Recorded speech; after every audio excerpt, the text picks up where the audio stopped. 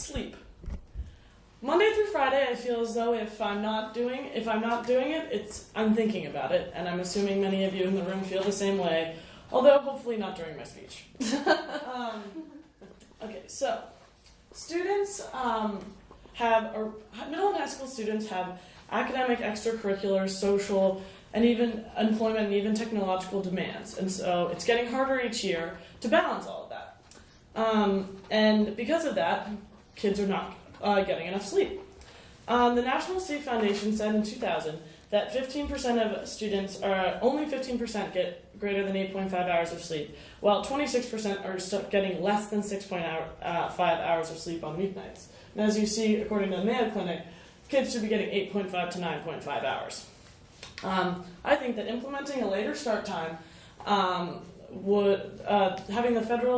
implementing a later start time would allow middle and high school students to live a more successful, safe, and healthy lifestyle. With such early school start times, adolescent students are unable to get the 9 hours of sleep the Mayo Clinic determined they need each night. So the U.S. government should implement a start time no earlier than 8:30 in the morning. In 1997, the NIH labeled those ages 12 to 15 at high risk for problem sleepiness, based on evidence, quote, evidence of prevalence of problem sleepiness is high and increasing with particularly serious outcomes.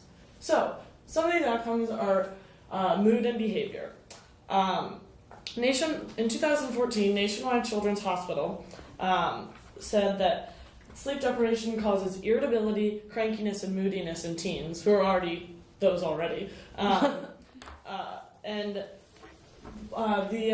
Making up for the lack of sleep they get during the week on weekends actually leads kids to feel more depressed during the week. And the sleep deprivation also causes a decreased ability to inhibit and change emotional responses. It also leads to stimulant use like caffeine, and which can ultimately lead to use of illicit substances like alcohol. It also affects students' academic performance and daytime sleepiness. The National Sleep Foundation said in 2000 that students with grades C and below reported getting less sleep and having more irregular sleep patterns from weekdays to weeknights. And the Nationwide Children's Hospital said in 2014 that kids who get less sleep are more likely to fall asleep in school and have more absences and tardiness, and this lack of sleep also decreases cognitive functions, which means attention, memory, creativity, decision-making, and reaction time, which are all very important in school and learning and just overall in life. Also, very importantly, in a Danner and Phillips study on teens sleeping and drowsy driving, teens are at the highest risk at between 2 and 4 a.m., but also between 3 and 4 p.m. Of drowsy driving. The biology of adolescent sleep makes it clear why this wide range of problems occurs. So there's actually what's called a phase delay, which 2000 producer Sarah Spinks of PBS's Frontline from Z's to A's spoke of.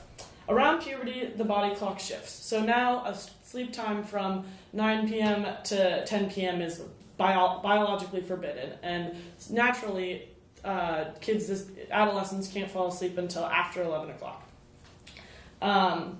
So the current start times, as you see in this chart here from the survey from the as you can see, 40% are before 9 a.m. And for example, in my town, New Canaan, 8th graders and high schoolers school starts at 7:30 a.m. The bus comes for my neighbors at 6:50 a.m., which requires a wake up time at like 6 or 6:15, and which means in order for these kids to get the 9.25 hours required, they're supposed to go to sleep at before 10 o'clock, which is wildly unlikely for 16 and 17-year-olds. So the circadian rhythm and REM cycle and the biological clock also contributes to why students aren't getting enough sleep. So the biological clock, according to the National Sleep Foundation, says that just students are more likely to have daytime sleepiness. Sarah Spinks of PBS said in 2000 that adolescents have different circadian rhythms than adults, where they're more sleepy during the day and more alert at night, while their poor parents are the exact opposite. So WebMD talks about this REM cycle is the 90-minute cycle in which you sleep each night. And as you see, stage 1 is a light sleep, which is about 5 to 10 minutes. Stage 2 is when your heart slows down. Stage 3, the brainwaves slow down. Stage 4 is a deep sleep, and stage 4 is when hormones are released and body tissue and everything heals, and it's your deep sleep. But then you see these REM cycles are when your muscles stop, REM is rapid eye movement, and your body is actually learning everything. This is why you need to get enough sleep, because these are the times when your body is learning what you learned, everything from that day. So clearly it is unnatural for adolescents to be up at the hours the current school times force them to rise, so later start times would be more productive. The solution is later start times, and so it would subsequently improve all the issues I've already addressed. The National Sleep Foundation, Danner and Phillips had a study in Kentucky on sleep and crash rates and the amount of sleep students are getting.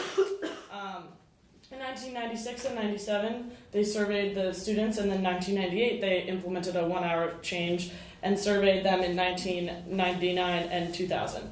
The crash rate, as you can see here, decreased by 16.5% due to drowsy driving. Meanwhile, in the county, but meanwhile in the state, it increased by 7.5%, which just shows a direct correlation. At the same time, the number of students sleeping 8 hours increased from 35.7% to 50%, and students sleeping 9 hours increased from 6.3% to 10.8%.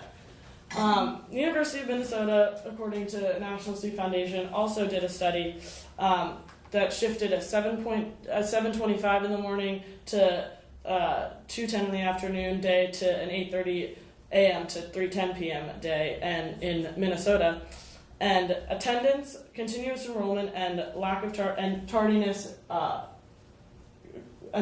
lessened, and there were less trips to the nurse, more homework done during the day, and more breakfast consumed.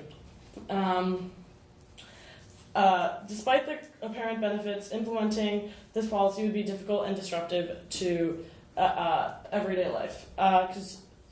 According to the National Sleep Foundation in 2000, transportation, because more buses would be needed, more drivers, it would cause more traffic, athletics and extracurriculars, because it would get darker earlier, students would have to have practices later, employment, because hours for employment would be shorter and kids would not be able to make as much money, and household impact, because students that would normally help taking care of other siblings and driving and making money would not be able to do that, help their working parents in the afternoon.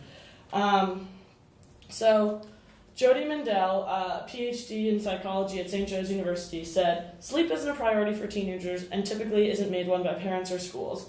However, it should be, because as you see, this lack of sleep is detrimental to students academically, socially, physically, everything, and later school times would help." Sorry.